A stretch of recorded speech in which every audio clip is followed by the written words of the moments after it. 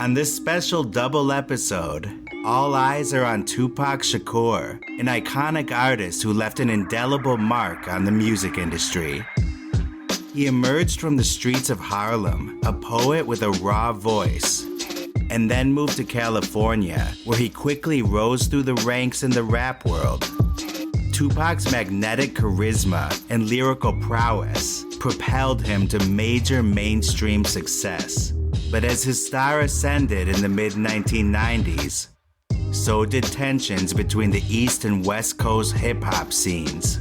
What started as a clash of egos soon escalated into a dangerous feud, with Tupac entangled in the crossfire. That's the way it is today on Death and Entertainment.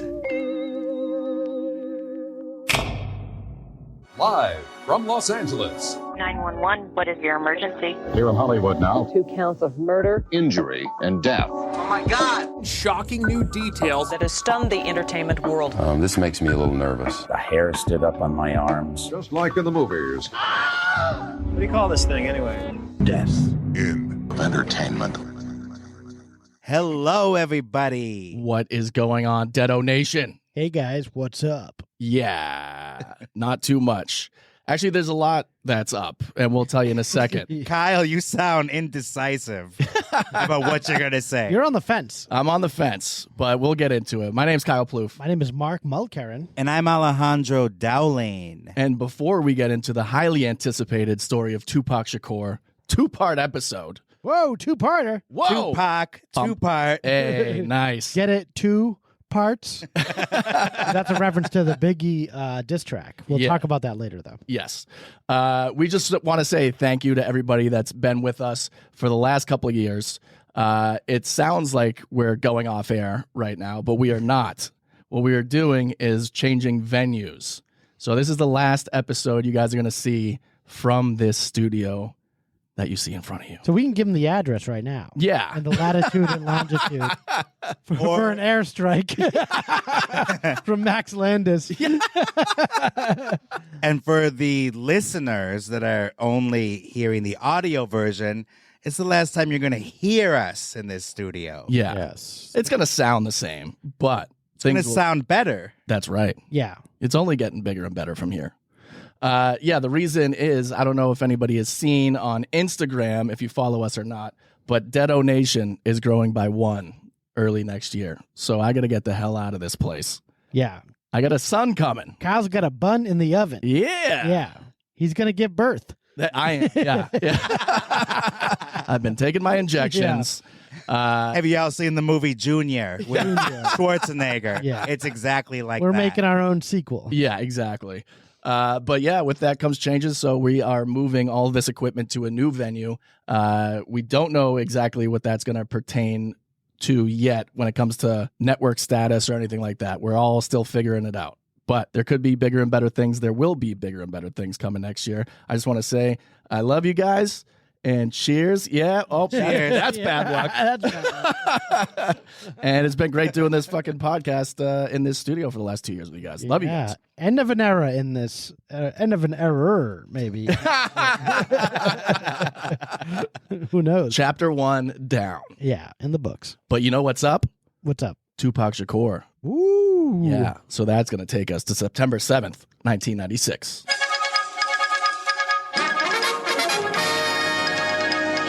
Well, all right, guys. Who can help me out with the music that was going on the night Tupac Shakur was shot? Ooh. Kyle, you want to start off the music? Yeah. Top music. We have number 15 on the charts. Only You by 112 featuring the notorious Big IG. Ooh. B.I.G. Big guy. Big IG. Kyle's out of his mind this week. You must be a big fan of Yeah. Biggie. Yeah. You don't even know how to say his Notorious name. Big IG. Yeah. Big Instagram this guy has. That was like me saying INXS Oh, yeah. Oh, yeah. in college once. Yeah, Kyle, I don't know why. I'm surprised you're not a bigger fan of Notorious B.I.G. I am a huge fan. You are? Okay. I just short circuited. You just short circuit. Okay. Yeah. You froze up for a second. But Johnny 5 Alive, here we go. Number 14, How Do You Want It / California Love by Tupac. Ooh. It's just showing, like, with these rap wars going on, they're all over the top 100 charts. Yep. East Coast, West Coast beef was one of the, pinnacles of 90s music. Yes. Definitely of hip hop. It was insane, and we are going to get into that. Number 1, oh my God, Macarena by Los Del Rio. Couldn't get away from this song in the 90s. No. Even Hillary was doing the Macarena. Remember that video of her doing the Macarena? Yeah. She was doing it while she was like on that tarmac getting shot at, apparently. That she never got shot at. Oh, is that one of her many lies? Yeah. Yeah. While she's getting people killed. Yeah, she was doing it in the corner while Bill Clinton was having sex with people at Epstein's Island, I think. Yeah. And one of her henchmen is killing Vince Foster. Was she doing the Macarena dance to swerve from the bullets? Yes, Yeah. exactly. And then beat up Bill Clinton with the phone. Remember she pounded him to death with the phone? Everyone's like, why is Bill Clinton's face bashed in? Because the calls are coming from inside the house. Because she took a phone and she fucking Pounded him. Yeah. Kind of like he pounded Monica's mouth. Yeah. Hey. Well, I think that's what you get. You get the blowjob, but then you also got to take the phone in the face. Fuck with the Hillary, you get the phone. Get the horns. Ay, Macarena. One thing about Macarena is that it stayed on the top of the charts for 14 straight weeks. Can you believe it? I can. I can because I was alive then, and I remember that being everywhere. Oh, yeah. This was right before Princess Diana died, and we had like 57 straight weeks of number 1 Candle in the Wind. Which is worse? Well, I don't know, man. in the late 90s, for some reason, the top of the charts were the most annoying songs you've ever heard in your life. Like Closing Time, like shit like that, and like that Barbie song. Everything sucked. The late 90s Chumbawamba. sucked music-wise. Chumbawamba, yeah. Hot Night Joe. Yeah. Hot Night That Joe. was the one they always played at the sock hop. Yeah. Yes. And like the Squirrel Nut Zippers and Lou Bega. Oh, wait, hold on Yeah. there, Mark. Are you a I'm nipper? a huge Squirrel Nut Zipper fan. They're great. You motherfucker. In the. How dare you? Do you have the chain from your wallet to your pocket here? I used to have a chain wallet on my chain wallet. Oh, Okay? God. Real Choo-choo, quickly, riot. they Go didn't back sing a that bottle one. up here. That was That was the Cherry Cherry Poppin' Poppin' Daddy. All right, fuck all this. We're going to go to the movies. We don't have time for this. I just want to reiterate, I love me some Squirrel Nut Zippers. Okay. Heard that about you. We already established And it. we're going to zip up this topic now. Let's zip over to the movies, guys. Let's do it. Top movies. Killer, A Journal of Murder starring James Woods as a serial killer. Wow. That was a top movie, I guess. I think he thought it was a documentary. Yeah. Just He walking wished. around killing people. Yeah. Well, he was on the plane where the hijackers were plotting the attacks. And journaling on the plane. Yeah. Was he? Taking notes on the supposed terrorists. Yeah. How many times do you think in life after that he was going up to like grocery store managers being like, "You got some fucking terrorists in Yeah. the corner over there." Every day. He's at Ralph's. He's like, yeah, I think they're gonna blow up the cabbage over there. They're like, Mr. Woods, that's just Raheem. Yeah, he works Here here. every day. He works here. He's worked here for 25 years. He owns the place. Yeah. Literally. Yeah. The Crow, City of Angels, with actor Vincent Perez replacing Brandon Lee as the new Crow. Big shoes to fill. Yeah, and that was another big shooting. Big crow's feet to fill. The Brandon Lee. Yeah, it's a lot of pressure, I would think, to replace Brandon Lee. And some would say he didn't fill those shoes because the movie was not great. No, and the Very forgettable. The sequels only got worse from there with Yeah. the one with Edward Furlong. Yeah. Fat Crow. They went straight to DVD that you do coke on. Yeah. They went straight to USA Network at 3 a.m. Yeah. So Alejandro could find it when he's drunk and half asleep. They got beat by infomercials Yeah. at 3 a.m. Coming up after Silk Stockings. Yeah, I was like, The hey, Fat Crow. He's fat now. can you turn back to Ron Popeil, please? Yeah. A Time to Kill. Ooh. Yeah, big movie around this time. And I hope they burn in hell. I recently heard Samuel L. Jackson said that was one of his top 5 movies he's ever done. Wow. It's a good movie. It's very well done. One of the better Grishams, but not as good, I don't think, as The Pelican Brief. No, the Pelican Brief was amazing. We've talked about the Pelican Yeah. Brief recently. It's not brief. It was like 2 hours long. The Pelican Long. Jeez. And debuting at number 1 this week, Bulletproof, a buddy comedy starring Adam Sandler and Damon Wayans, directed by Ernest R. Dickerson, whose feature film debut was Juice, starring the subject of today's episode, Tupac Shakur. Wow. Everything is coming together. And have you noticed some similarities on the movies list? Bulletproof, A Time to Kill. The Crow. Killer? Bullets. Oh, that. yeah. And a bird. That's true. Yeah, I think there's a lot of violence. It's weird that the music, the top of the charts music, does not really match up with the violence going on in other areas of our media and world. Kind of like, Yep. Even Tupac's own song, California Love. there's no love out here. There's murder. But he wasn't killed in California. I don't want to get ahead of your story here. Why don't we just get right into it? All right, you might as well before we do.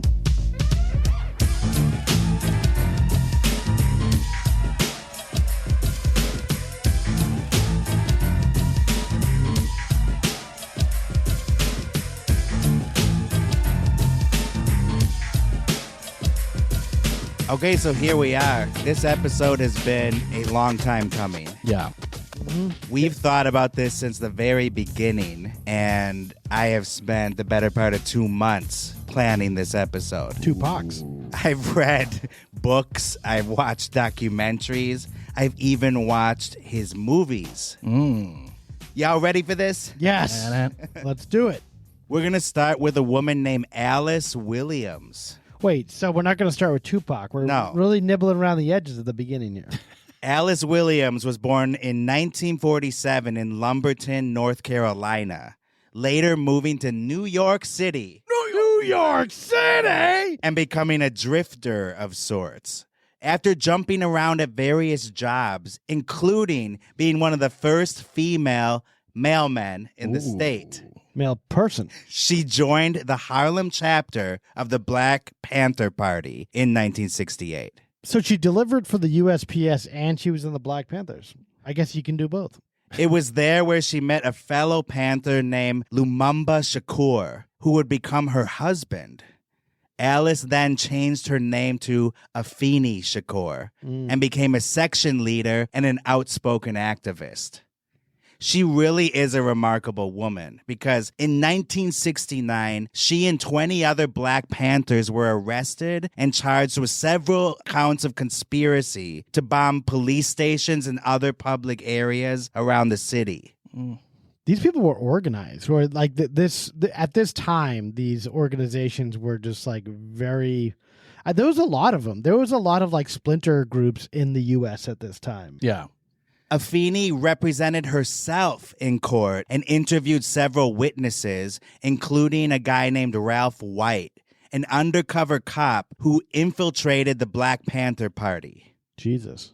She got him to admit under oath that he was the one who, in fact, orchestrated most of the illegal activities that they were being accused of. That's what happens. What do they call that when it's entrapment, right? Like they're basically entrapping these people into something they didn't really push or weren't doing. Well, yeah, they float the idea out there, or they go to organized protests, and undercover cops are the ones that have the hoodies on, and they start throwing rocks, and then people get violent and fucking go crazy. Yeah, it's like COINTELPRO. Like that was what Nixon was big on, like shit like that. Like, yeah. Infiltrating groups and then like starting shit like to pretend like they're unreasonable people. Yeah, exactly. And then they completely dismiss the real things that they should be fighting for. I think that's still going on these days. It's absolutely happening. And not to cheapen this, but in the movie Bulletproof with Adam Sandler that we were just talking about, Ooh, yeah. That's what that movie's about. Damon Wayans pretends to be his best friend. Oh, that's right. It turns out he's a cop. Oh, motherfucker, man. And he feels bad in the movie. Yeah, Adam Sandler's like, you lied to me. Yeah. I want to bomb the I want to storm the Pentagon. In May 1970. Here I come. January 6th. In May 1971, Afeni and the other members of the Panther 21 were acquitted. In her autobiography, Afeni writes, "I was young, I was arrogant, and I was brilliant in court."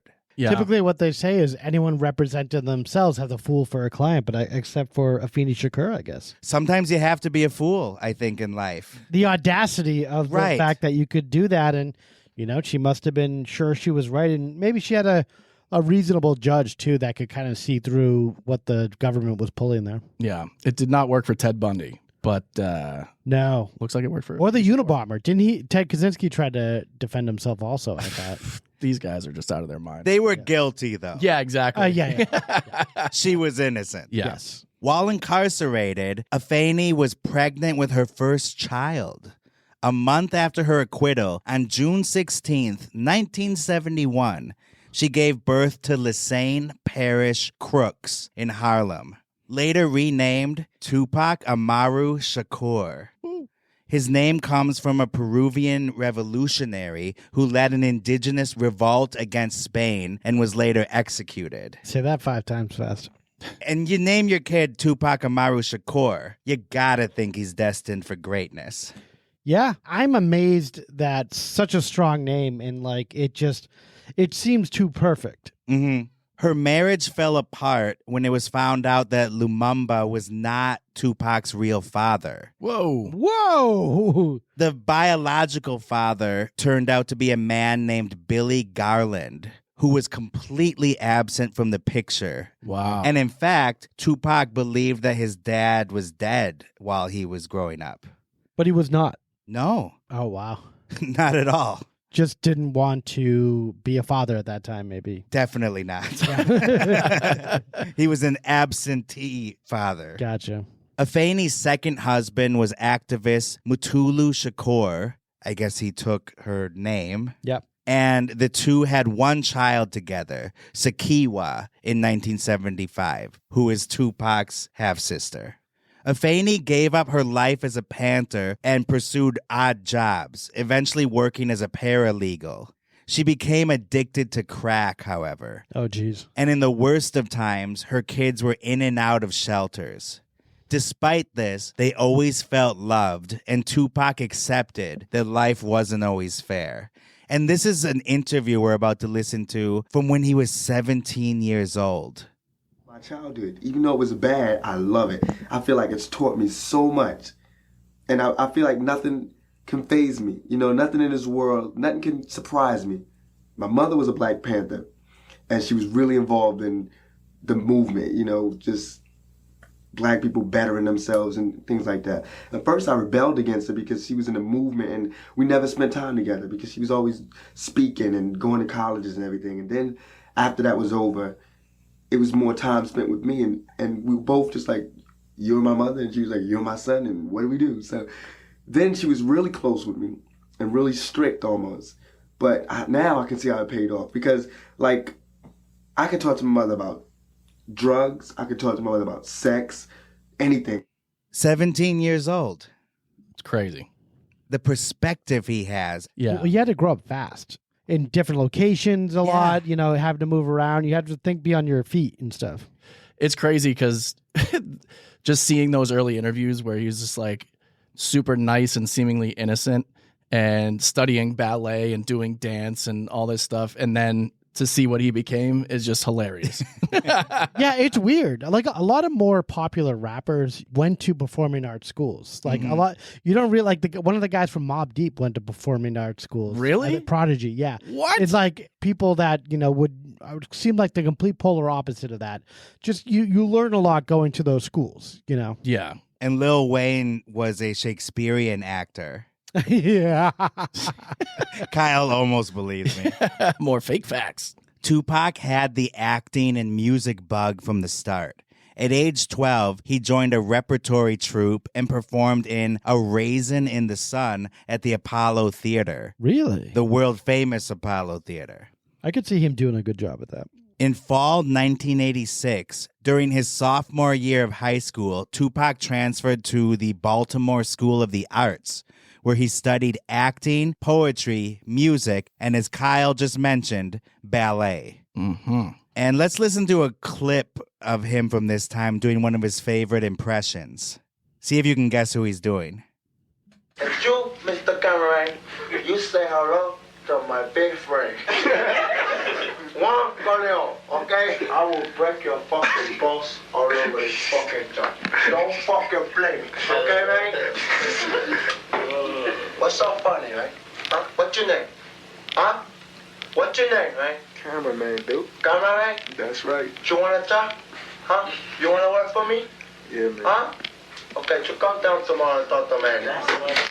Doing John Wayne, of course. Yeah. Yeah. Is that Tom Cruise from Magnolia? From The Color of Money. Yeah. He befriended Dana Mouse Smith while at the Baltimore School of the Arts and a girl named Jada Pinkett. Ooh, keep my classmate out of your mouth. Interestingly enough, at that time, they made a video together where they're dancing to the song Parents Just Don't Understand Ah, whoa. by Jazzy Jeff and Will Smith. Everything's full circle now. Man. So is this to say he was a fan, or is it just happen to be in the background when he's dancing? They were fans. Really? Yeah. And Jada's going to be sprinkled into this episode. Boo. I actually read her book. Oh, God. What? And You were the one? Yeah. there's a lot of Tupac stuff in it. Of course there is. She's trying to make him jealous. So the first thing I'll say here, in Baltimore, when she was close friends with him, she says that she was constantly giving him money and helping him out, and they would have deep philosophical talks together, and she could see the roots of his genius. And the best guy ever, and I hope, I meet a guy like him again someday. Yeah, oh God. No, she openly trashes Will Smith in her book. Oh, yeah. The entire time. She more or less hates his guts. Why does she even stick around him? It's pathetic, actually. I haven't been fucked like that since September 1996. No, until I start fucking my friend's, my son's friend. Oh, yeah. But everything in between was sucked. And Jada says she was devastated when, out of the blue, he vanished. In summer 1988, without warning, Tupac moved to Marin City, California with his family. That's so far away from Baltimore. Not to be confused with the affluent area of Marin County, where Robin Williams lived. Oh, where's Marin City? It's located 5 miles north of San Francisco, and it's an area dense with housing projects that were originally built for migrant shipyard workers. Oh, never even heard. There's parts of NorCal I don't even know anything about. It's a big state. Yeah. Tupac didn't end up graduating high school, but he eventually earned a GED. In 1989, he enrolled in a poetry class in Oakland taught by Layla Steinberg, who would become his mentor and first manager. She, like Jada, saw his potential. In summer 1990, Layla decided, okay, what do we do with Pac, right?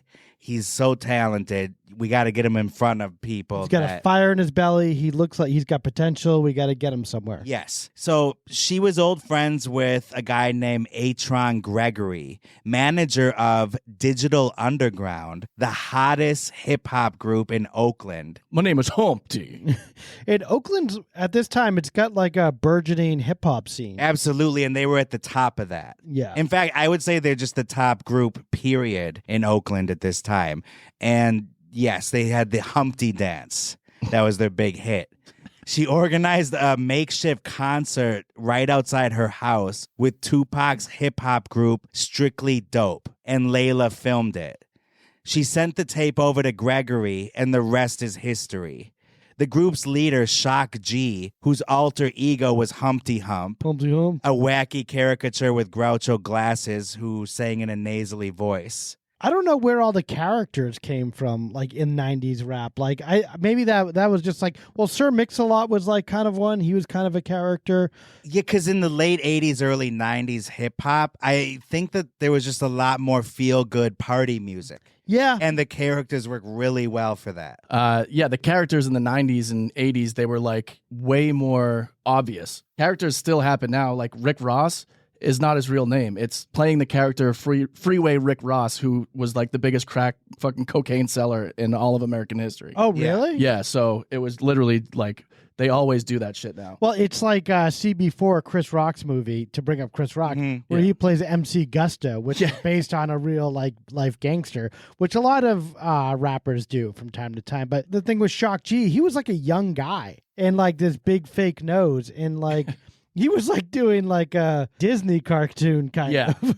Whereas these other characters are like based off of like, you know, real life like Scorsese movie characters. It's just so ridiculous. He's like Rodney Dangerfield or something.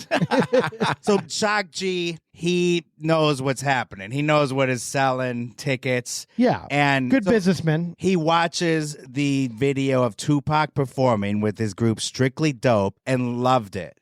And he invited Tupac to join them in the studio. After busting a few rhymes, Shock G looked over at A-Tron Gregory, who Layla originally called about Tupac, and he told him, he's good. He's good. Tupac first joined Digital Underground as a roadie and backup dancer, stylizing his stage name as Tupac. Number 2, Pac. Oh, the numero 2. That's where it started. Oh. And this is a train that is not going to stop. The following year, he would tour with Digital Underground and release his first verse on the track Same Song in January 1991. And a month later, he would make his cinematic debut in the film Nothing But Trouble. I remember this. It's the one where John Candy plays like 5 parts. Dan Aykroyd plays like 100 parts. Chevy Chase is just one asshole. And Demi Moore is just like his hot wife. Yeah. For no reason. not wife, but love interest. Love interest. Okay. Dan Aykroyd plays. Which he's like a 50-year-old guy with just some love interest for some reason who's like 30. Okay. That's also how Jada describes herself with Will Smith. I'm not his wife. I'm his love interest. Just love interest. He wants me. Yeah. I'm fucking other people, like my son's friends. In Nothing But Trouble, Dan Aykroyd is buried under layers of makeup, including a nose that looks like a penis. Yeah.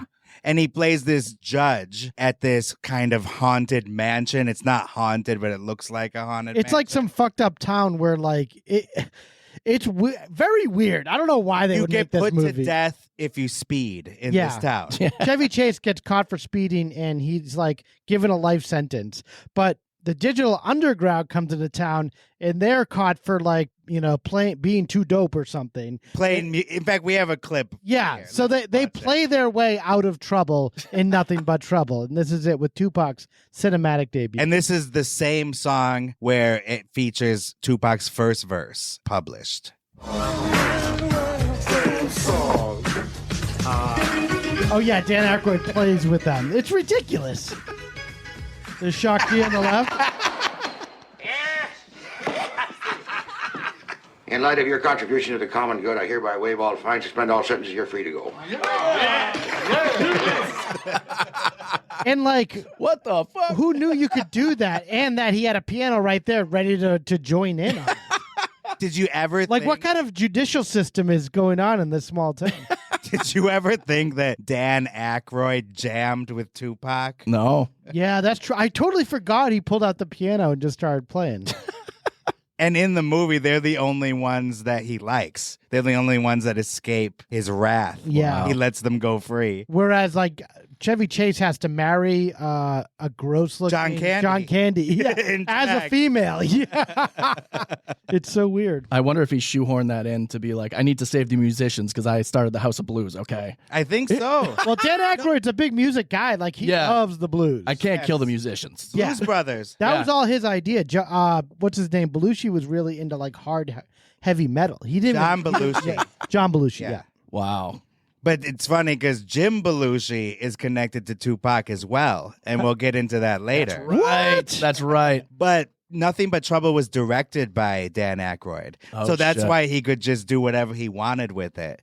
So Same Song was also on the soundtrack, and it got Tupac a lot of heat. Shock G says he didn't see Tupac very much outside of the studio. And Chopmaster Jay, also from Digital Underground, recalls the group dynamic didn't really work for Pac. He had an urgency to record and get his words out. Quote, this guy was on a mission from day one. Maybe he knew he wasn't going to be around 7 years later.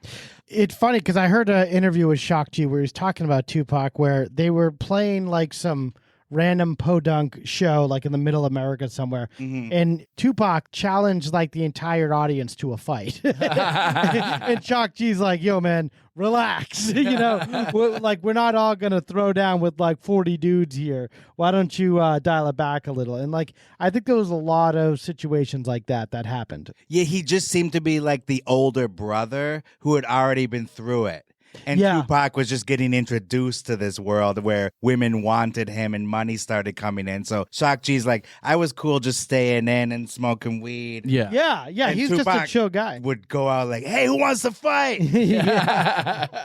In September 1991, Tupac was brutally beaten and arrested by 2 Oakland cops for allegedly jaywalking and then resisting arrest. And I'm not talking about the segment on the Jay Leno show. Yeah. Oh, Jay Leno. Tupac. Is that one of the segments he did where he beat people for resisting arrest? We're resisting. Hey, why don't you answer my questions? I'm going to beat you up now. Shut up, Kevin. Oh, God. Oh, my God. Jeez Louise. Tupac claimed the Oakland PD used excessive force, and he filed a civil lawsuit against them for $10 million, eventually settling for $42,000. Almost $10 million. And I would say this is an early incarnation of Black Lives Matter, I Can't Breathe, bringing awareness to police brutality against Black people. Yeah, I remember hearing about his stories, and he would just get harassed all the time by the cops. And I remember him, like, they came to his house one time, and he was like, he decided to blare, because they were there, he blared Fuck the Police by NWA. It was just playing that loud in the background while the cops would like bang on his door and stuff. And yeah, so he was definitely a target. And I think maybe they were aware of his mom, her ties to the Black Panther Party. Which might have even just inflamed the cops even more. And this is months before Rodney King. I was going to say, Rodney King was right around this time. too. Yeah. He could sense what was brewing and trying to just call attention to it. Yeah. And he put that into his music, which was what made him stand out so much at that time. Because as we were just talking about before, a lot of the hip hop was just party music. Yeah. And here's him now saying, no, I'm also going to rap about the shit you don't want to hear about. Yeah. So let's watch a clip from the biopic, All Eyez on Me. This is a ridiculously bad scene about him meeting with Interscope executives, and they do not like the realness of his raps. We love your music, Tupac. You paint a picture for the listener. It's not always pretty, but it's real. It makes you feel, and that's what good music does. I appreciate that. You're welcome. Now, we do have a couple thoughts, however. Little stuff. Maybe a couple of the tracks that we can just hold off on for now. Like what? Brenda's got a baby. So you know who I am, and you know my music, and you think that I would actually scrap that song? Now, to be blunt, Brenda's got a baby is depressing. It's real, like you said. God. You can just imagine the screenwriters typing that out. We need to show a scene where Tupac sticks to his guns. Yeah. These biopics are so trash. I saw the one that Bob Marley was coming out. I'm like, why are you doing this to his legacy? It's so stupid. I like the music and stuff, but like, come on. And this biopic, All Eyez on Me, had the unfortunate scenario of coming right after Straight Outta Compton, which everybody loved, and it made... I did like that one. record-breaking amounts of money. Yeah. And this one, people didn't really care for that much. The Biggie one, not great either. No. Those are hard stories to do in the biopic format, I would say, because it's weird. All Eyez on Me, the movie, plays all the right notes, but the melody is wrong. It just comes across as, okay, this is a greatest hits of every iconic moment, and it doesn't feel very authentic. I feel like for a biopic to actually work, it needs to be like 60 years away from the person dying. because then you're not, people who have the memories of everything that actually happened are like, this isn't the way it happened, or it didn't look like that, or it didn't exactly happen that way. I feel like that gets in the way of people buying into them and enjoying them anyway. Maybe that's why the Straight Outta Compton one was good, because Eazy-E was dead by that time, and he didn't like. Well, so was Tupac. Yeah, I get that's a good point. I don't know. Maybe I think people just knew less about NWA. I think Eazy-E's been. I mean, Tupac's been more exploited. Like they did the hologram of him that Coachella. So so he's like been like pushed in even the younger generation's faces a little bit more. Exactly. Yeah. So by the end of 1991, Tupac exploded onto the world stage with his debut album, Tupacalypse Now, released by Interscope Records in November 1991. Great name. It was an instant hit with singles like Trapped and the controversial Brenda's Got a Baby that Interscope executives were worried about. Is that supposed to be Jimmy Iovine? I wonder if that is, because he is Interscope, so I wonder if that's... Probably. Yeah. The album had socio-economic themes of poverty, racism, and police brutality, and it hit very hard. So much so that Vice President Dan Quayle publicly condemned the record. And let's listen to this clip from Entertainment Tonight. Couldn't spell potato. Yeah. Listen to him say subsidiary. I can't even say it. So let's just hear him fuck it up like me. He's destroyed it for you. The vice president's latest attack on the entertainment industry is aimed at rap lyrics. He's responding to a murder in Texas where a state trooper was killed by a man who says he may have been motivated to shoot by a song on the album Tupacalypse Now. Mr. Quayle wants the record taken off shelves. Today, I am suggesting that Time Warner's a subsidiary, Interscope Records, withdraw this record. It has no place in our society. While Tupac has not commented on the killing, he was asked before this incident why his songs come out so strongly. I was raised in this society, so there's no way you can expect me to be a perfect person. I'm going to do what I'm going to do. That's how I feel. I'm going to do whatever I like. I'm not a role model or nothing. Now spell potato, motherfucker. Yeah. Subsidiary. What an asshole Dan Quayle is. He was a clown. You know why he became vice president? Because his dad was a billionaire, and he asked the Bush administration, says, I'll give you all this campaign money if you nominate my son for vice president. Oh my God. Because vice president is generally considered a kind of imagine something happened to George H.W. Bush. Probably it probably would have been better somehow. Like, who knows? Like, the Bushes are so bad, and you just never know if Dan Quayle got in there, maybe he'd actually do some good things by mistake because he's so stupid. There's two extremes. There's the Dan Quayles that just kind of sit there and look the part and don't have to do anything as vice president. Then you got Dick Cheney. Exactly. If Dick Cheney, he does things worse. Yeah. Mm-hmm. Shoots his friends in the face. Yeah. I'd rather have Dick Cheney trying to spell potato than running Halliburton and going into Iraq. Or then maybe Quayle would have started Vietnam up again or something. You never know. And trying to stop Tupac, trying to stop an artist? Yeah. Get the fuck out of here. Well, this is all around the time of Tipper Gore and all this fucking bullshit. God. Ice-T had to fight for his right to be able to party. Nice. No, but he had that song Cop Killer, and they tried to shut him down saying, like, this is going to be able to make people crazy and want to kill cops. And it's like, no, it's just fucking music. Well, anti-free speech was bipartisan back then. So both parties wanted to be like, no, you can't say that, or, you shouldn't be able to distribute these records. And they would actually go after corporations here and there.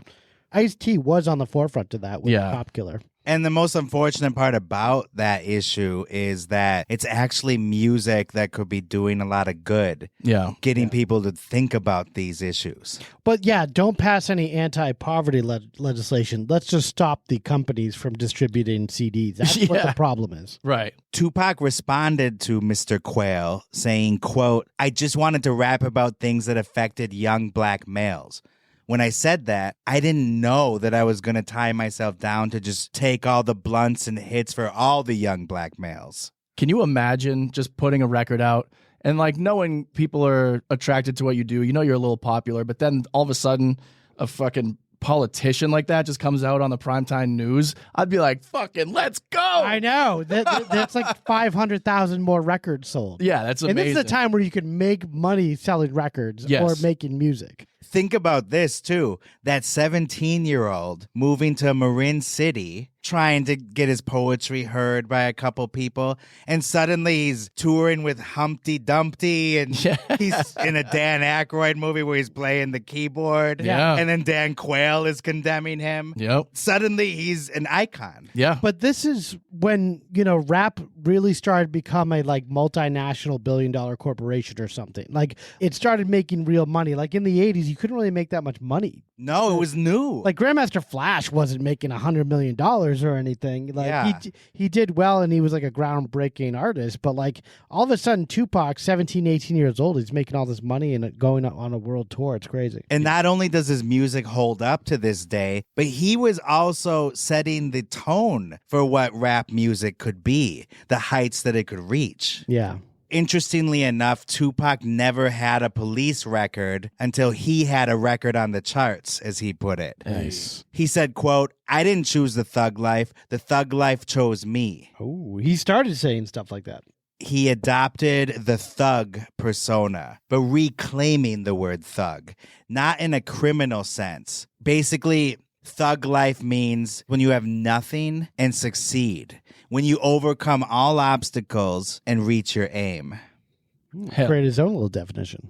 January 1992 saw the release of his second movie and first starring role, Juice, a movie about the struggles of 4 black youths in Harlem, directed by Ernest R. Dickerson, who directed Bulletproof. I like this movie a lot. I was a big fan of this. I'm trying to remember who was in it. Omar Epps. Omar Epps, yeah, that was the other lead in it. I think it was Tupac and Omar Epps were like the big Janet names. Jackson in it? No, you're thinking of Poetic Justice. Oh, that's right. movie, Yeah. around the Which same time. came out a year later. Well, in Juicy, actually, it's a New York movie, which is, later on he would hate everything New York, basically. But in this, he does play like a New York youth in Brooklyn or something. Yeah. Harlem, sorry. When he was in Nothing But Trouble, he was in a Yankees jersey. Yeah. And then after the East Coast, West Coast beef, he's all fucking West Coast. Yeah, he's from all New about York. I know. Yeah, it's crazy. He just totally just writes it off. Yep. You think of those people that fake being from New York Oh my and want God. something to do with the city. He was actually from it and came of age there. Yeah. Yeah. And people from upstate are like, yeah, I'm from New York. People from Connecticut are like, fucking New York, baby. Bensonhurst. Yeah. Grew up on the streets, yo. Bronx Bombers, baby. Like Kid Rock saying he was a poor kid from Detroit. Yeah. Yeah. He was really a rich white family that had a lot of opportunities. Well, that's what people do in America, especially performers. They give you the background that they want to be true. Exactly. That's so true. Remember Anna Nicole Smith pretended that she came from poverty in Texas? Yeah. And that just wasn't the case. Propagandizing your past. And Don Draper, that's what Mad Men's all about. A guy literally. who just totally makes up his whole Yoink. He's from rural Ohio. He's but he's repping New York. Yeah. Fucking poser. Fuck you, Don Draper. Fuck you, Don Draper. This is me calling out Don Draper, motherfucker. Juice was a financial hit and solidified Tupac as a major new acting talent. His performance as Roland Bishop was praised as authentic and terrifyingly charming. Ooh. Juice was part of that new wave of 1990s hood movies, starting with Boys in the Hood. Yeah. The rest of them are basically all summed up in the Wayans Brothers spoof. Don't be a menace to South Central while drinking your juice in the hood. Eventually, you make enough money in movies in a genre that the Wayans brothers come along. The Wayans sweep up the rest. If they spoof you, you're good. But they're spoofing the Zucker brothers, who started doing that, who started doing it with Airplane and stuff. Yeah. Dead Presidents, Set It Off. Juice. Fucking so many movies. Boys in the Menace Hood. to Society. Yep. Which he was supposed to star in because he was good friends with the Hughes brothers. Oh, director of yes, that. yes. And they directed some of his early music videos. Oh, shit. But then they just had a falling out that's as stupid as any of the beefs you're going to hear about today. Yeah. And so then he didn't end up starring in it. And he beat the shit out of one of the Hughes brothers, who was the director of it. yeah, and interestingly enough, the Hughes brothers just this year directed the miniseries on Tupac called Dear Mama. Or the docu-series, I should say. But another interesting thing is Tupac got them to hire Jada Pinkett to star in Menace to Society. So that was a big break for her. Yeah. And in return, she gave Tupac a guest shot on her show, A Different World. It's not exactly even trade there, but... Yeah.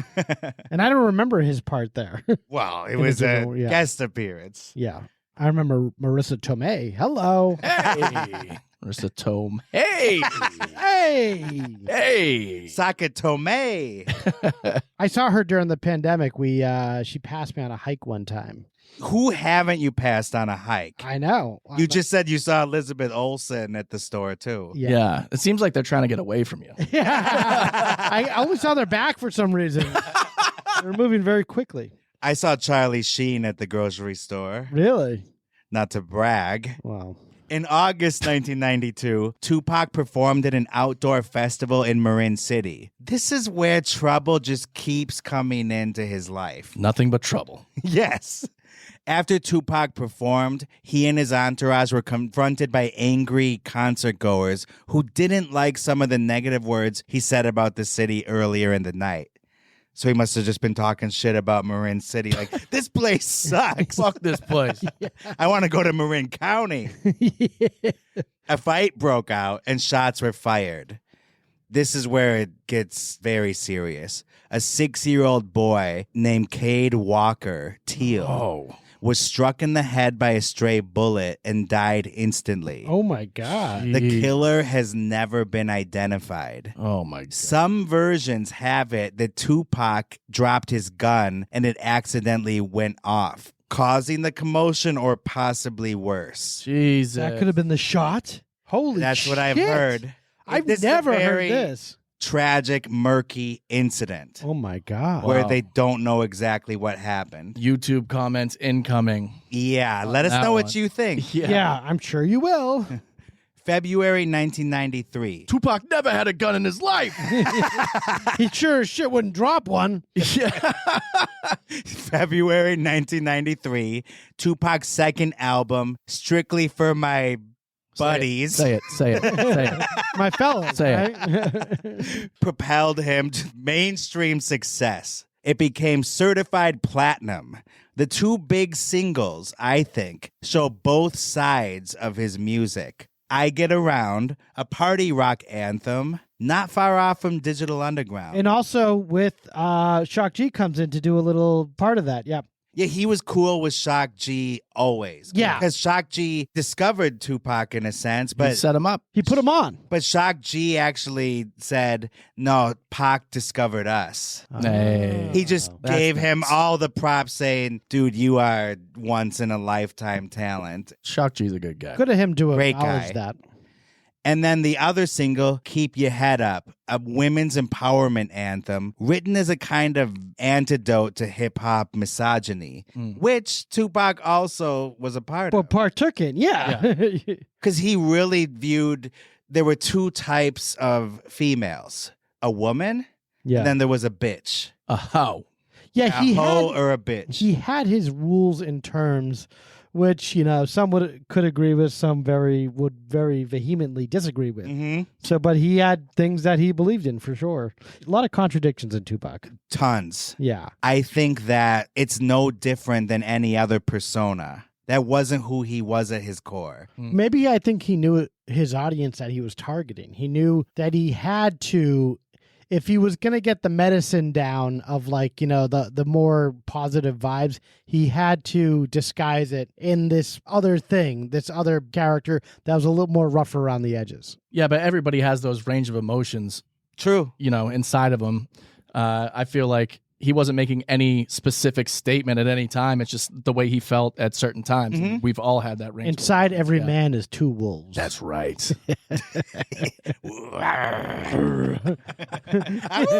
Yeah, this is our men's rights activist group. We meet on Thursdays at 6 o'clock. Once we stop recording, we start howling at the moon. And so we're in 1993 now. Okay. And where are we culturally? I mean, Jurassic Park, that's the big movie. Mm-hmm. Michael Jackson is starting to raise a few questions. Yeah, he's wearing that big leather outfit these days with the buckles on it. But also, the West Coast rap scene was on fire and dominating sales. Yeah. 2 years earlier, Dr. Dre left NWA to form Death Row Records with Sugar Bear Knight, a former football player who had a brief stint on the Los Angeles Rams. And a complete sociopath. Yeah. And then he maniac. rose up from bodyguard to record promoter to eventually being the head of Death Row. And he ran the label like a gangster. And at its height, the company would gross $100 million a year. A year? A year. Wow. That's pretty good. This was thanks to albums like Dr. Dre's The Chronic and Snoop Dogg's Doggy Style. Both classics. I like The Chronic better for the record. And much like Tupac, albums that very much defined the era. Keep their heads ringing. That's what they would do. I think it was a big competition for what was going on the East Coast, which at that time in the 90s... Not much was happening. This is before Wu-Tang came out, and this is before Jay-Z really started getting going. Yeah. Death Row was on top, but they would soon have a major competitor when a former A&R exec named Sean Puff Daddy Combs founded the New York-based label Bad Boy Records. Bad Boy. In November 1993. I don't even know how much we're going to get into Sean Combs. He's in trouble. But he is just, oh my boy, is he God. all over the place these days. Even this morning, I saw the headline. I'm like, whoa, baby. Yeah, what's the latest one this morning? He's accused of gang raping a 17-year-old. Oh, God. Yeah. They don't just throw that charge around willy-nilly. And that's like the least of it. Jesus. Just wait till Usher and Justin Bieber can start talking about the boys-only parties that they had at his place. I still don't know about this. So, well, disclaimer: we have not confirmed any of these things. We're not confirming. Whoa, We're not conforming he's either. out again. Hey, we're not conforming to this. We're also not denying it. Bad Boy, come out and play. So, Bad Boy came to be in November 1993. So, by the end of the year, suddenly Sugar's like, who the fuck? I thought we had this, you know? Well, they thought they had the entire industry on lockdown. And, you know, that it was very competitive. People are realizing, especially record companies, like, there is a lot of money to be made. Once they saw, you know, Death Row probably doing so well, or having a $100 million a year, they're like, you know, that just, the floodgates are open as far as, you know, record companies wanting to get anyone they can to sell as many records. Yeah. And Bad Boy Entertainment would revitalize the East Coast rap scene with up-and-coming rappers Craig Mack and the notorious, what'd you say, Kyle? Big IG. Big IG. Big IG. Notorious Big Instagram. Yeah. And if you're going to compete with Death Row and Tupac on the West Coast, I think you're going to need somebody like the Notorious B.I.G. Yeah. Completely original artist that can't be matched. I think they're two once-in-a-generation talents that just happen to butt heads at a similar time. You know, like, it's weird. It rarely does this happen. Rarely. They were friends. They were friends. And Biggie's first album, I can't imagine if you're listening to this, you don't know this already, but he also goes by Biggie Smalls, Biggie, real name Christopher Wallace. Mm-hmm. Same thing with Diddy, P. Diddy, you know. And he's been Puff Daddy. Diddling Bieber in the past. P. Diddley. Diddling He makes Bryan Singer blush. Hey. Yeah. So, Biggie's debut album exploded onto the charts in 1994 and sold over 1 million copies. Can you picture 1 million anything? No. Despite the media... 1 million disappointments in my life. I can do that. Oh. Come on, you were just talking about our new studio. That's right. All right. It's all uphill. Yes. Despite the media creating a kind of feud between the rappers of each coast, when Tupac met Biggie originally in 1993, the two became fast friends. Pac admired Biggie's lyrics and had respect for him because he was also from the streets of from New York. Mm-hmm. Pac sort of took him under his wing. They even collaborated on the song Running from the Police. It would be their only collaboration. I didn't know they were like tight. Like when Pac's that big, like I think he's got like a lot of people around him, and Biggie's just kind of one of them. Yeah, I'm not gonna pretend like they were. It wasn't blood just brothers, them but- two against the world. I'm sure Tupac listened to one of Biggie's demo tapes and was like, "Hey, you're pretty good. Hang out with me. Maybe we'll record something. Maybe you could help me write something." Yep. Because Biggie was a great rap writer, and Tupac was good. I don't think some of the writing on his albums were the best. Though. I think you have that backwards. Actually. Really? I think Tupac was the stronger writer. His lyrics are insane, and Biggie had the beats. Oh, I don't know the mechanics of like how you actually put together some of these albums. Maybe I'm wrong. Maybe there was something one of them was better at and the other one's better at. So I don't know. But really, they're both good at both. Yeah, they're both amazing. So although 1993 started off great for Tupac, the rest of the year was nothing but trouble. Boom, boom, boom. I'm not talking about the Aykroyd flick. No. Yeah. Halloween 1993. This was a tragic day because do you remember what else happened Halloween 1993? Was that the World Trade Center? The first one? Nope. Oh, okay. Kyle? The second one. The second one. Halloween 1993. River Phoenix. Oh, that's right. Oh, yeah. So Oof, you'd think I'd know by now with bit all of a the crossover. comments that we get on that every day. Dude. Tupac had just performed at Clark Atlanta University in Atlanta, obviously, when a street altercation turned violent.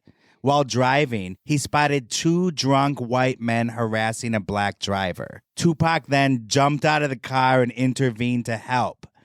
Turns out these white guys were brothers and both off-duty cops. The Whitwell brothers is their name.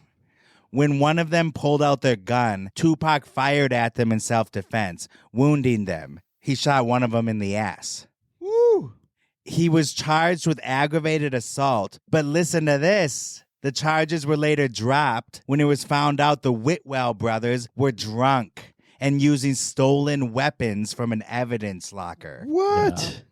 That's incredible that after all that, like getting in an altercation with undercover cops, he comes out smelling like roses. Yeah. Yeah. Well, I think he inherited that from his mom, maybe. Absolutely. Knew how to like back himself up and, speak up for himself and not just like take a bullshit charge.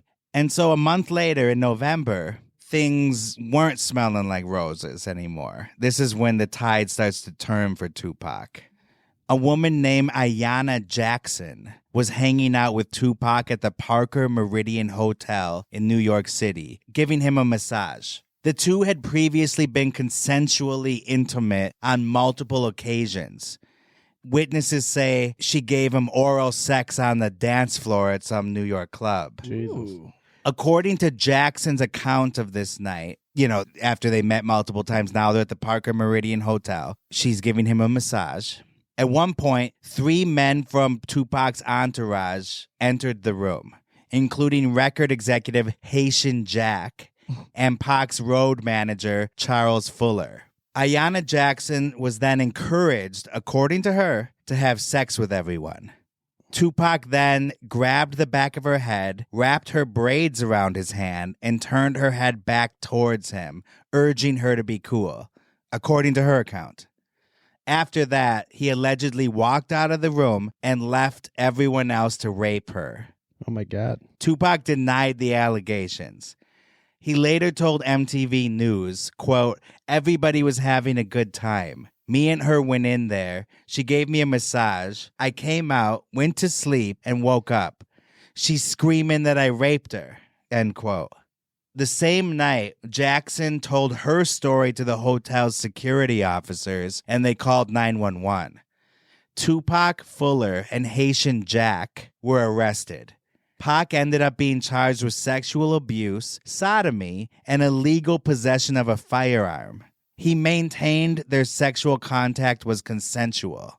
And here's a clip of him being interviewed outside the courthouse during the trial. Hi, Tupac. How you doing? Can you tell me how you doing today? Well, I just had to listen to the prosecution's closing argument, and it was just so far from the truth that it really just has me drained at the end of the day. But I'm leaving it in the hands of the jury. I'm learning a lot about people's innermost fears in this trial because it's not even about my trial no more. It's just about loud rap music, tattoo having thugs. It's not even about me no more. It's about, some nightmare that these people having. She's talking about thug life and all that, trying to... He's definitely guilty. Anybody with thug life tattooed on their stomach is guilty. What type of reasoning is that? You know what I'm saying? We got different backgrounds. We come from two different places. Just because I look different than her doesn't mean that I'm a sodomizer or a raper. Jesus. Yeah, he's got a lot going on. Yeah. He seems pretty cool, calm, and collected. Obviously, he's a little rattled, but, Yeah. I mean, anyone that has to go through the judicial system after self-proclaiming themselves as a thug is going to have a little bit of a hard time with stuff that comes up like this. There's even a guy right now that's, I forget his name, but he's Young a rapper. Thug? Yes. Yeah, Young Thug. His lawyer literally during closing arguments was like, you know what? You've heard him be called a thug this whole time. And you're right. He is a thug. That stands for true honor under God. Yeah. All right, shut the fuck up. This guy's earning his money. We know what we're saying when we say thug life. It's like whether or not you're saying you're an actual thug, like gangster, it's like you'll do anything by any means necessary to get whatever the fuck you want. That's it. Mm-hmm. And so that scares a lot of fucking white people that might be on that jury. Mm-hmm. Exactly. And I think the prosecutor's using that to their advantage. At the end of the day, they're trying to get a win. Yeah. They don't care really about justice, unfortunately. And he thinks that Haitian Jack set him up. Probably. That night. Really? Only Charles Fuller and Tupac were actually charged, punished and charged. Wow. Haitian Jack got off, which goes to that theory. It sounds like he did. Apparently, he had a rap sheet, they say, that would go to the ceiling. Haitian Jack? really? Yeah, and that he often would cooperate with cops. Wow. And so clearly he made a deal with them to get off. Oh, so Wow. a deal even before, just maybe the cops just always wanted to nail Tupac to the wall on something, and then Haitian Jack, he's like, you want to go to jail or you want to set up Tupac? Which isn't completely far off from when you think of what they did to the Black Panther Party. Yeah. Yeah. Set them up. Yeah, they know who his mom is. They know that he also had the jaywalking incident in California and then that he shot an undercover cop and got away with it. I mean... And Dan Quayle, the vice president, is after him to shut down. The Blue Shield shit is fucking true. Like, cops will come after you if you start fucking with cops. Well, George Bush was involved in the assassination of JFK, so I wouldn't put it past him maybe setting up Tupac Shakur. And so is Woody Harrelson's dad. Yeah. Yep. It's all coming together. all involved in the same thing. And now this is where the story gets crazy. This is where. This is where continues to be crazy. We're leaving Haitian Jack, and now it's going to get nuts. Now it gets nuts. November 30th, 1994. Tupac is about to hear the verdict in the case. It's the night before. Tupac is at Quad Studios in Manhattan to record a verse for a song by rapper Little Sean with his manager and two other members of his entourage. A record executive named James Jimmy Henchman Rosemond, let's just call him Jimmy Henchman, had orchestrated the collaboration for $7,000. Tupac normally wouldn't have said yes, but he's strapped for cash because of all the legal fees. But before the recording session could take place, Pac was ambushed in the lobby. Shots rang out, and he was hit 5 times, with 2 bullets grazing his head, one in the back, one in the groin, and there was a lot of bleeding. Man. He survived, though, and he gave the middle finger while being wheeled away on the stretcher. You see this picture? Oh, my God. Famous picture. Thug life. Biggie and Puffy had also been at the recording studio that night. Yeah. He was getting in the elevator and got shot on the elevator when he was going back up to see them. They were upstairs. Up until this point, Pac was still a big fan of Biggie. A Biggie fan of I don't know. Biggie even visited him in the hospital after the shooting. So I still don't get this, where Tupac paranoia really seems to be coming in like insanely. Like, I know this story, obviously, and I know where Tupac lands on it and what he thinks actually transpired. Was there any bad blood before the shooting between Biggie and Tupac? None at all? None whatsoever. Maybe there was even slight disrespect Tupac showed Biggie or something, or he didn't answer his phone calls. No, nothing. Or something? Nope. Nothing at all. Nope. Here's where things would escalate and where he would quickly change his opinion about Biggie and Puffy. Rumors spread that they were the ones who set him up that night. Yeah. With the assistance of Jimmy Henchman. A man named Dexter Isaac confessed to being one of the perpetrators in 2012 while he was serving time for unrelated crimes. Well, with the name like Jimmy Henchman, it's not really helping you out. Yeah, and so he said, yeah, Jimmy Henchman is the one who set it all up. Him and Joey, guy who did it. Yeah. It was Tony the shooter. Robbie, boss. Robbie the conspiracist. Bobby Bullets. They claim they're innocent. Tupac's paranoia about the attack inflamed when Bad Boy Records released the single Who Shot Ya a few months later. This is a Biggie single. Lyrics go, I'm Crooklyn's finest, you rewind this, bad boys behind this. So Tupac's like, yeah, fuck you. But there is a fact here that we have to go over. The song was written before the shooting. Of course. So it really wasn't related to it. Yeah. But in Tupac's mind, it is. How could it not be? I wonder if Tupac was like either gaslighting or doing this for a marketing stunt, or why? No, I believe. Why would he even do all this? Like, he really thought they were behind it. Really? How could he not be paranoid? And then they're not caught either. The shooters are not caught. Yeah. It was in Times Square, too. So you would think they would have surveillance or someone would have saw something. Nothing. No. Paranoia is building no matter what in his brain because he knows what his mother went through. He knows what he went through. And the fact that undercover cops were fucking harassing someone and he rolled up on them, shot them, and found out that they were intoxicated and using stolen evidence from a fucking locker. He doesn't trust anybody at this point. No. So, nor should he. Yeah, nothing's off the table, especially now the fact he's making a lot of money and he feels like they're probably jealous of him outshining them. I think. Yeah, that's brewing too. Yeah. There are other people putting words in his ears, putting ideas in his head that there's this East Coast, West Coast feud. Well, this is what pushes This is the Tupac- nexus, yeah. It pushes him into the arms of Suge Knight.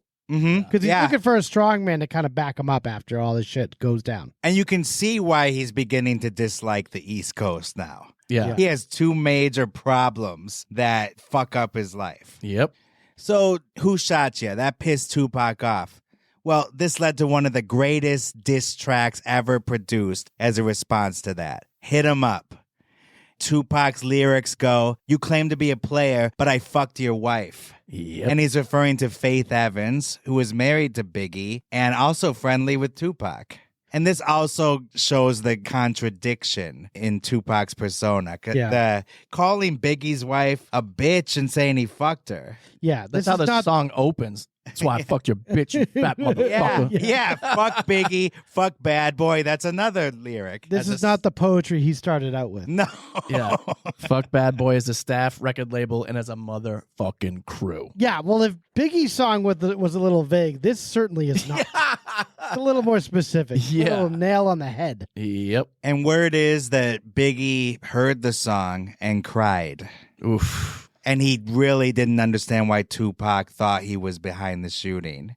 Biggie was utterly confused by the beef. Really? Yeah. Well, Suge Knight's a fucking piece of shit. He was trying to recruit him. Mm-hmm. You know? What if it could have been Suge Knight who shot him just to get him into his camp? I think that's a very good possibility. He's a fucking psychopath. The Quad Studios incident is definitely the spark that ignited the East Coast, West Coast hip-hop rivalry, with Tupac and Biggie now becoming the main players. And here's an interview with BET in 1994 that I thought was very telling. Someone said, where do you see Tupac 10 years from now? You said, hey, I just want to be alive. That's real for you. That's so real. I made a metamorphosis. I'm a new person today because I used to strongly and honestly, I feel like I could represent my generation so much because I honestly did not care whether I lived or died. But now I cannot die with people thinking I'm a rapist or a criminal. I can't leave until this is straight. Yeah. The paranoia is real and he has every reason to be. Yeah. The very next day after the shooting, Tupac appeared in court, all bandaged up in a wheelchair, in order to hear his verdict in the sex assault case. It seems like it's been a while since I mentioned that, but keep in mind, this shooting happened literally the day before he was going to hear the verdict in the sex assault case. Not the best timing in the world. Tupac was acquitted of 3 counts of sodomy and the associated gun charges, but convicted of 2 counts of first-degree sexual abuse for, quote, forcibly touching the woman's buttocks in his hotel room. Jesus. How do you prove that? You can't. Jurors cited a lack of evidence for the sodomy conviction. What about for the buttock stuff? Is it Haitian Jack is the only person? It's really not fair. Yeah. I mean, he was getting head on a dance floor before this, and they're saying, "Oh, you touched her butt after." Oh, come on. I don't know. I believe all women, but this is getting a little. I don't know about this case. Come on, kind of stinks. So did her buttocks. Okay. No comment from the peanut gallery. From the penis gallery. Oh, God. Well, anyway, they're the ones that know what happened that night. Yeah. Miss Jackson, Fuller, and Tupac. Yeah. It's between her cheeks and God. And Haitian Jack, who's a scumbag, but whatever. Yeah. Tupac recuperated at good friend Jasmine Guy's apartment while he awaited sentencing. I remember Jasmine Guy her. She's living single. and A Different World. Yep. Yeah. Which Jada Pinkett was also on. And based on the book, she didn't have a lot of kind words for Jasmine. I sensed a little jealousy. A little competition there. Yeah, at their closeness. Even though Jada said that they were never romantically involved and it was platonic, like brother-sister. Yeah, right. I think she wanted to be the Jasmine Guy of Tupac's life. Oh, okay. I want to be the guy in your life. At the sentencing hearing in February 1995, Tupac told the judge, looking straight into his eyes, quote, "You never paid attention to me. You never even looked me in the eyes. So I say, do what you want to do. Give me whatever time you want because I'm not in your hands. I'm in God's hands." Oh, that would have been a great time to have like a corporate punchline and get paid to be on the news. I'm not in your hands. I'm in Allstate's hands. Okay. All right, let's go. What if he said, I'm in God's hands, and then the judge starts playing the keyboard, and then they let him off after that. Because of your contribution to the greater good. Yeah. We're going to let you go. Shock G comes up from the ceiling. All around the world, same song. How can you call me guilty now? The judge is like, you rascal. All right. I sentence you to a great concert right now. Much to Tupac's chagrin, the judge was not Dan Aykroyd. No. And he was unmoved and sentenced him to 4.5 years in prison. He's more like the Chevy Chase in that movie. Yes. His stint began at Rikers Island, and then he was transferred to Dannemora, a maximum security prison. Made famous by those guys that escaped a couple of years ago, and Ben Stiller made a TV show about it. Yeah. Yeah.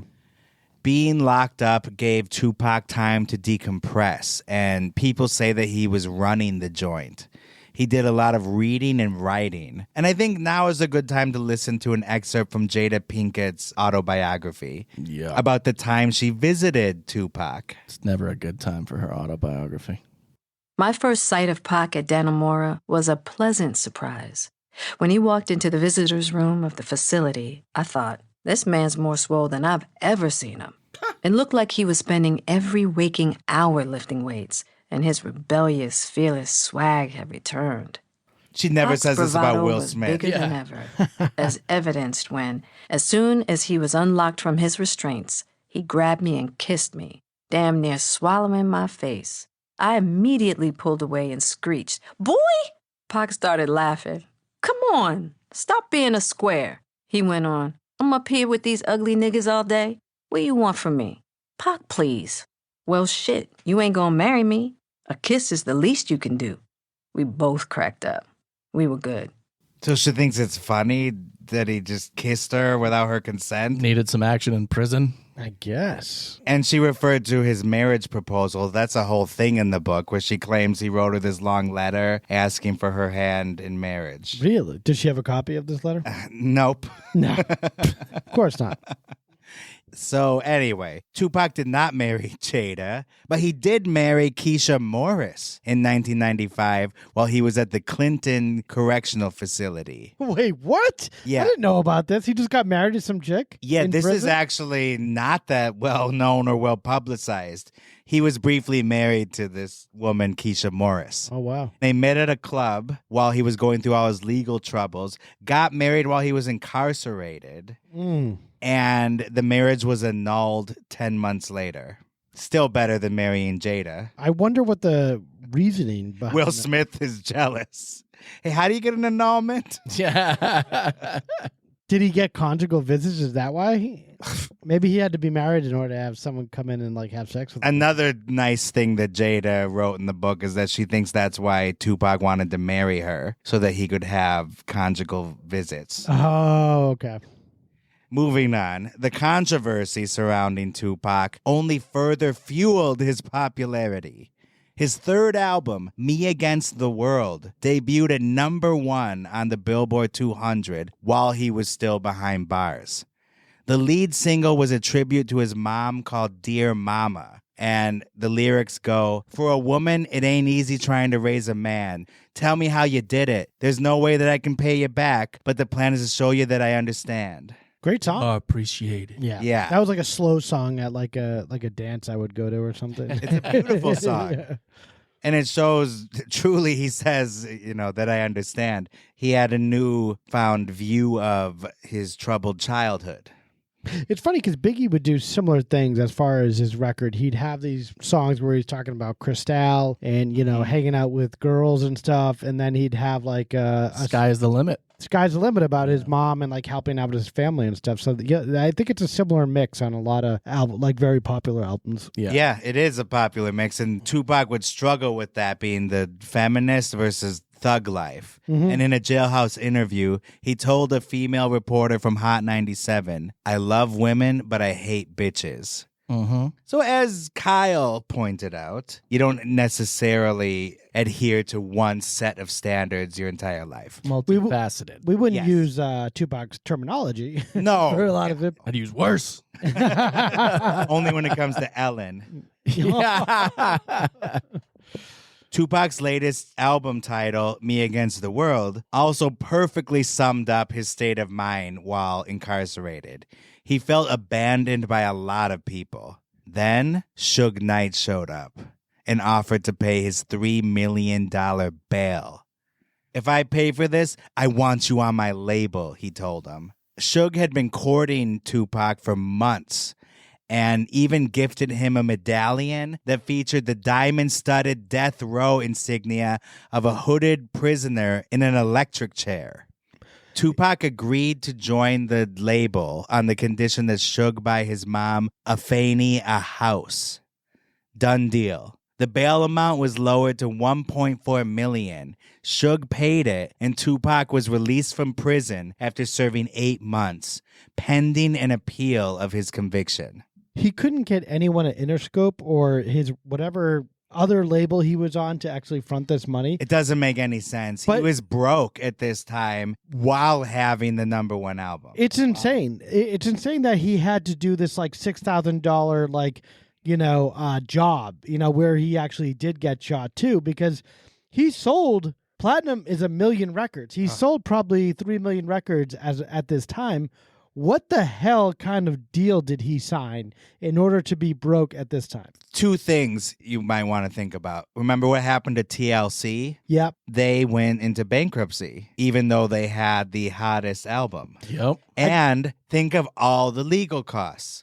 I mean, that's a lot. Yeah.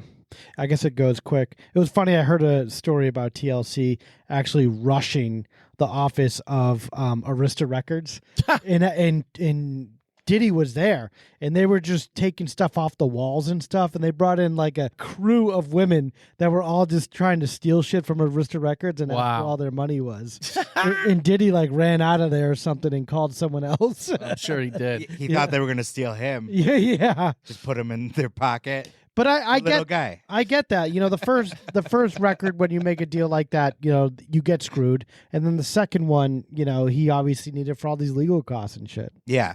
In October 1995, Tupac was now a free man and a member of the Death Row family. Signed a deal with the devil. He promised Suge 3 albums, including 1 double album that would count as 2. Very smart. No time was wasted. He recorded 67 tracks in 11 months. And a sample of some of his lyrics in the song No More Pain, quote, "Prison ain't changed me, it only made me worse." And by this point, he declared a war on Biggie. He told vocalist Nancy Fletcher, who sang on the new album, "It's either him or me. There ain't room for the both of us." You were asking earlier, why does he continue to be so paranoid? Well, in prison, Tupac said that other prisoners told him that Biggie's homeboys had shot him. Oh, come on. Well, people say a lot of shit in order to get close to like a celebrity, you know, like especially maybe in jail too. Like you could say any nonsense to like break the ice with like a celebrity. Yeah. And here's an interesting theory. Were those prisoners that were whispering in his ear FBI plants? Think about it. The government was worried about the subversive quality of hip hop. Yeah. And so why not put somebody in jail to really tell Tupac that Biggie's the one that tried to kill you, to create this war where the hip hop industry just eats itself? You're really creating a web of conspiracy throughout this document here. I'm just asking. Yeah, it's like Charlie Day with that room with all like the threads and stuff everywhere. But that's really what Tupac was going through, though. Like, fucking Suge was putting it in his head that these guys were after him, his life and his money. And he would be paid more and he would be protected if he came over to death row. Mm-hmm. Yeah. And so he fucking went nuts. And now he owns Tupac, like for all intents and purposes. Oh, yeah. But to your point with the FBI thing, some would say the FBI wanted gangster rap to exist in order to perpetuate the stereotype? Perpetuate the stereotype and affect the population of African American people. Needless to say, the West Coast-East Coast rivalry had now reached fever pitch. At the 1995 Source Awards, Suge infamously insulted Puffy on stage and invited Biggie to join Death Row. He declined the offer. I remember this whole thing where Suge got up and say, to any artists out there that don't want your producer all in the video, all on the record, come over to Death Row. And then he's like, did some Crip sign or something and walked off stage. Very tense night. I think there's like a documentary coming out on that Source Award specifically because it was crazy. There was almost like an actual war on the set of that. It was in New York. I think it was in Brooklyn. There was like, you know, you had Wu-Tang there. You had Dr. Dre, Warren G. Then you had like, you know, Mobb Deep and like Raekwon the Chef. And you had like every popular rapper at the time, which there were a lot. And, you know, he came to New York wearing his Crip Red. And, you know, Thank you for mentioning that. We should emphasize here that Death Row was affiliated with the Bloods. Yeah, the Bloods, I'm sorry. Yeah. The Piru Blood gang. Yeah. And then rumor had it that Bad Boy was employing Crips as security. Oh, really? Yes. Okay. But continue. So that very clearly he comes into New York's turf wearing that big red shirt. And for all intents and purposes, he wants the fight. He's like Donald Trump here. You know, he wants a civil war. He wants us all to go very horribly. Not to get political. Not to get political, but in this time, he's that guy that goes into a tense situation and wants to make it worse. Yeah. Right. So he kind of comes out and stares Puff Daddy in the face, you know, who's in the audience there, and starts talking shit about him. And it's just whooping up the crowd even crazier than it was. And there was almost like actual like fistfights in the audience. Yes. People were going absolutely fucking nuts when this happened because, everybody had their beefs, but it never got this real. It's a cartoon up until this night. It's really dumb. It's a marketing ploy to sell albums. Which But at honestly this point, benefited both sides. well, Puff Daddy goes up and tries to squash it and trying to say, let's all be, entrepreneurs and be successful, and let's not fight. We don't need any of this nonsense.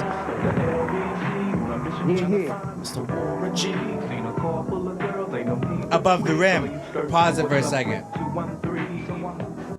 So Suge produced Above the Rim soundtrack, Which is a great soundtrack. Is the movie that Tupac starred in before he went to jail. With Leone and Dwayne Martin. And Dwayne Martin is the star of Above the Rim, who was allegedly was having sex with Will Smith in his in the assistant. Oh my God! Yeah, so just to connect a couple of things here. Everything coming around. Yeah, there's so many connections. Yeah, and just like Diddy was connected to Usher at one point. Yeah, physically in flagrante. Yeah, through the anus.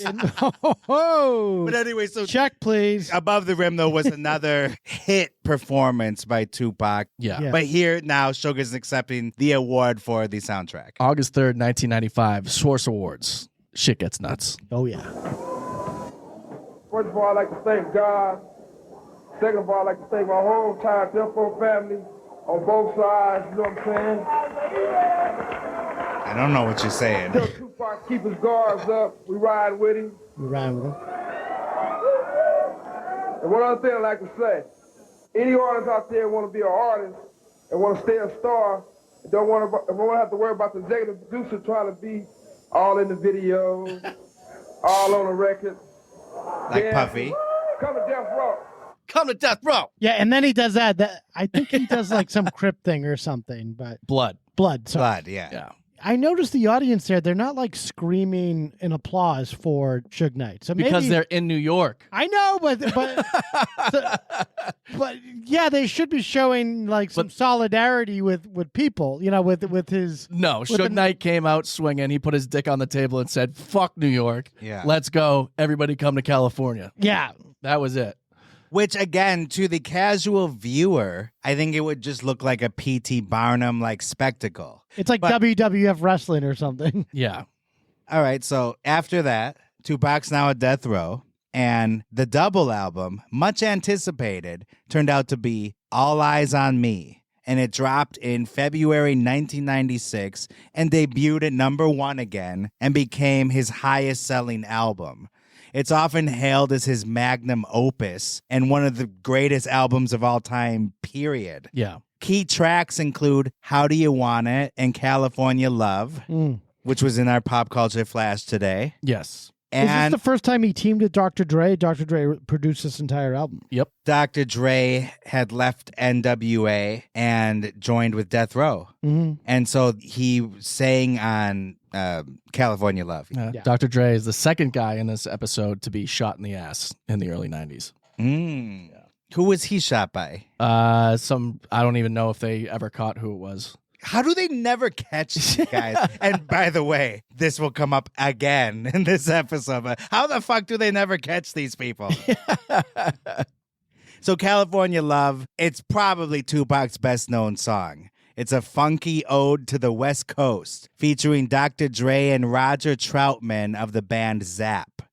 Troutman is the one that sings the infectious synth-infused hook, California knows how to party. Oh, really? I didn't know that. Yeah. The video for this is what really is like the badass. Amazing. Yeah. Amazing, yeah. Oh, and according to Jada Pinkett, what? She thought of the idea for the video. Get out of here. And was She's the set worst. to direct it, but Tupac didn't want her in the presence of Suge for her safety.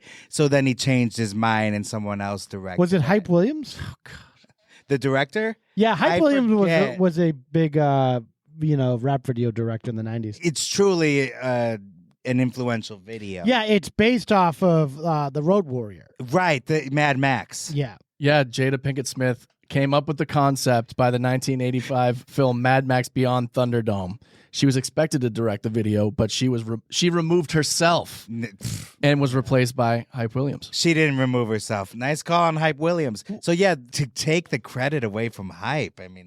Well, because I think the problem was Suge Knight was beating up women at Death Row Records. He was beating up everyone. He had a history. Well, I think Tupac's like, yeah, if this video shoot doesn't go right, I don't want Suge like punching her in the face or something. Which is valid. Valid, right? yeah. Who knows where the truth begins and ends with Jada?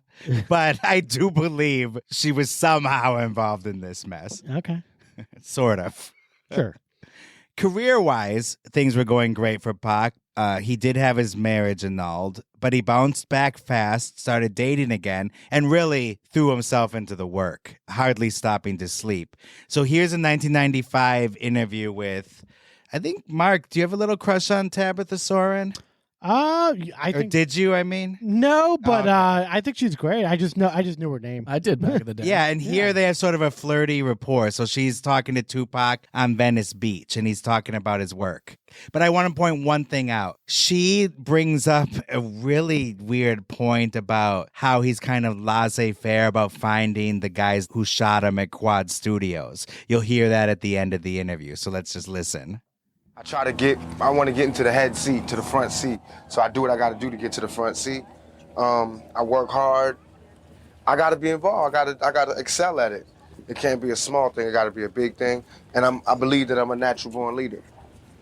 I don't really take orders. I can take orders because I'm a good soldier, but I like to give orders. I like to say, I like to follow my own heart, but I don't like to control other people. Right. I think everybody should be the leader. Mm-hmm.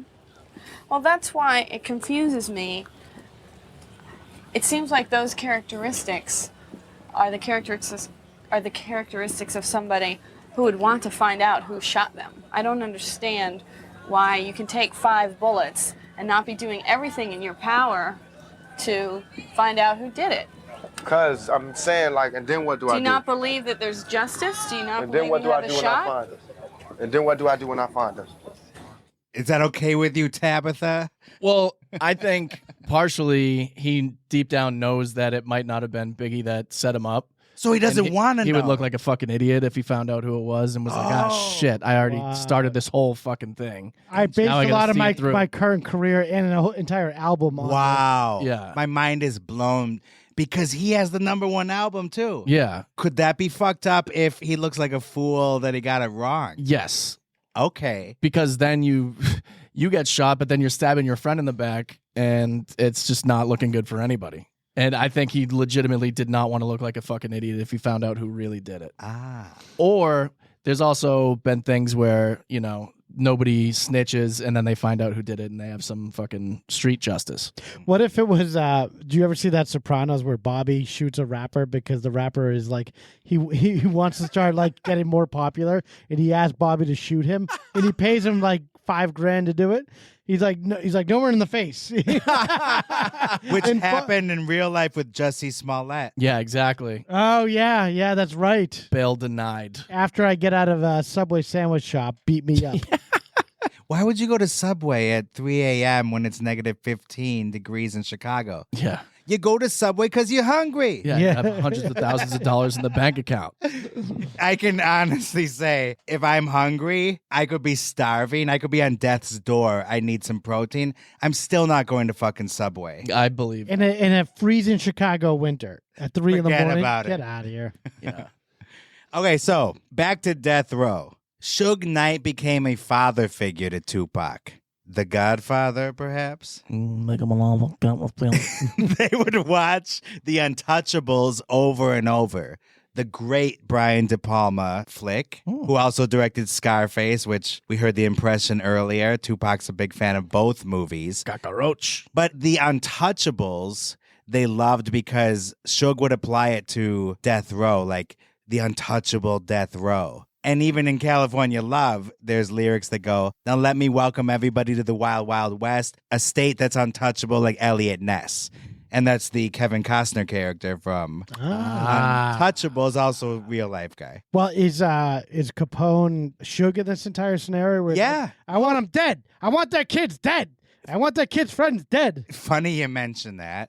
In the biopic All Eyes on Me, There's a scene that is so blatantly copying the Untouchables where there's a whole like dinner set up. Everyone is wearing like fancy clothes. And then Suge goes up to someone in particular, one of his guys, and says, "Hey, you eating well? You hungry? I heard you've been paying thousands of dollars to a guy that's not even on the label." Oh, shit. And so he forces him to eat this big steak.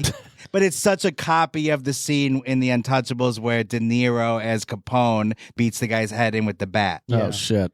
It was like a very toxic work environment over there at Death Row Records. Yeah, it was just really bad. Like the people got treated like shit. Like engineers on albums would just get beaten down for no reason. Like it was awful. We actually have a different clip from All Eyes about one of those beatings in the studio. Tupac would call himself the Don, and he loved playing the part of the gangster with Suge, and he got wrapped up in all of Suge's beefs. Yeah, you good?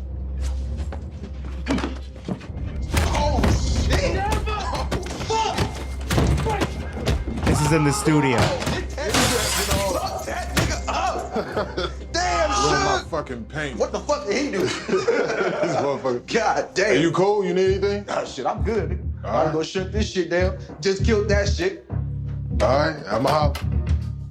I believe that is how it went down. I think Tupac was like... He kind of reveled in it. He liked being in the, in this atmosphere of violence and people getting their asses kicked and shit like that. Yeah. He just didn't view it with the seriousness that it demanded. Yeah. He kind of just said, okay, this is the circus I'm a part of right now.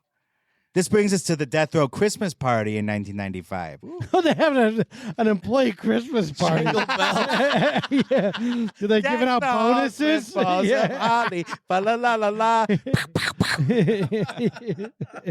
I'm going to go over a couple of incidents now where Suge means business. He is a man to be feared, even though he's a fucking bitch. He's not that. I said I never used the word. Wow, but here I am. He's not that smart. He's just like an imposing guy. But business wise, he doesn't really know what he's doing.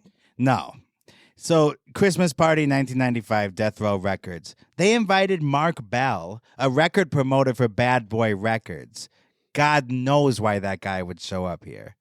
They took him to the VIP room and then demanded he give up Puffy's address or else. After Mark refused, they beat him up and forced him to drink their urine. Putting the P in VIP. VIP room. Watch me pee. Hey. Suge was involved in assault after assault. In 1996, a story circulated, a very famous story, that he dangled Vanilla Ice over a balcony and demanded he hand over the rights to Ice Ice Baby. And let's hear Vanilla's original allegation here. Like Michael Jackson did to his own kid. Give me the rights. Suge took me out on the balcony, started talking to me personally. On the balcony? On the balcony, high above, like 15 floors. He had me look over the edge, show me how high I was up there. Were you scared? I needed to wear a diaper on that day. What is odd about that is, for whatever reason, Vanilla Ice later backtracked from his original story, even going so far as saying that Suge was actually really nice to him and that they're cool. Something happened. Let's see the bank account before and after, please. Can we see your statements, your receipts? Yeah, I want to see the diaper too. And then this is another... Mark, I know you've been enjoying my wild conspiracies today. Well, they're just going to continue. You're weaving something here. I got something about Eazy-E here. Okay. So, Suge and Eazy-E hated each other after they fought over who got to sign Dr. Dre after he left NWA and the group broke up. Well, didn't Dre have to get let out of his contract? He did. Like it was like a big thing. An Al Martino Godfather thing. Like your brains or your signature is going to be on this contract here. Wasn't it something like that? He threatened him? Yeah. And so Eazy-E wanted to take down Death Row with his own company, Ruthless Records. And the crazy rumor is that Suge injected AIDS into Eazy-E. Oh, here we go. Which killed him in 1995. In a 2003 interview with Jimmy Kimmel, Suge joked that his preferred way of killing somebody was to inject them with AIDS because it would be under the radar. What is Kimmel? He's inviting on Suge Knight? What the fuck? And if you watch the clip, Jimmy Kimmel is extremely uncomfortable when Suge says this. Yeah. Jimmy Kimmel, who's like trying to ruffle no feathers in the entertainment industry whatsoever, is talking about weaponized AIDS with Suge Knight. Yeah. And laughing his ass off about it. The thing is, though, some of Eazy-E's family members believe this to be true. Wow. Really? Yes. I don't think Suge is that smart, but you don't have to be that smart to find some fucking person with AIDS and be like, hey, let me get some of your blood and I'll just fucking shoot it into somebody. Yeah, you're at the club, poke. Wow. AIDS. And you say that all of like as it's going on, poke AIDS. It hurts more when you verbally say it. You just got AIDS'd. Yeah. So you all can see this picture that's being painted. Suge's reputation as a violent bully and corrupt businessman grew and grew. Dr. Dre was fed up, and he left Death Row in 1996 to form his own label, Aftermath Entertainment, which would go on to produce, among other things, Eminem's The Slim Shady LP and 50 Cent's Get Rich or Die Tryin'. It's funny because I remember right after... First of all, the Death Row thing with Dr. Dre lasted like a year. I thought it was like 10 years at least. No. It was like a year. It's crazy how long that lasted. Even NWA, when I was younger, I assumed they were part of Death Row. Yeah. No, they were on their own. And it was all like very bad blood and bad breakups, and everything was weird because it's all Suge Knight. He was just very toxic to anyone that kind of came in contact with him. And... that's crazy that toxic literally like with AIDS in a syringe. Yeah, you're getting popped with AIDS and stuff on the dance floor. AIDS, yeah. Pop AIDS. Yeah, Jerry Heller had his own thing going with NWA, and he fucked them over royally. Did he? Yeah. Oh my God, he completely ripped them off, and that's why everyone hated each other and broke up and disbanded. It was the record industry crazy. Is nuts. Really nuts. It's so funny. Like, and this is the time you could really make the most money, and they're still ripping each other off left and right. Snoop Dogg would soon follow suit after Dr. Dre left. In the documentary series Dear Mama, directed by the Hughes brothers, Snoop says the bad energy was getting to him. Quote, we're getting all this money. All of that pressure is on you with the most gangsterist label in the fucking world. You feel like you got to do some gangster shit. So Snoop and Tupac represented Death Row at the 1996 MTV Video Music Awards, which aired live from Radio City Music Hall and was hosted by Dennis Miller. Hey, babe. Hey, Chachi. Murder was the case they gave you, huh, Chachi? Let's exonerate this papuka. The two were interviewed the next day, and when asked about Biggie and Puffy, who had been at the award show, Snoop wasn't comfortable talking shit about them. This is the point where he has changed his tune. He says that he thinks that Biggie is dope and would even like to collaborate with him. Maybe he's realizing, like, this is getting to a fever pitch. It's really starting to, like, cross into violence.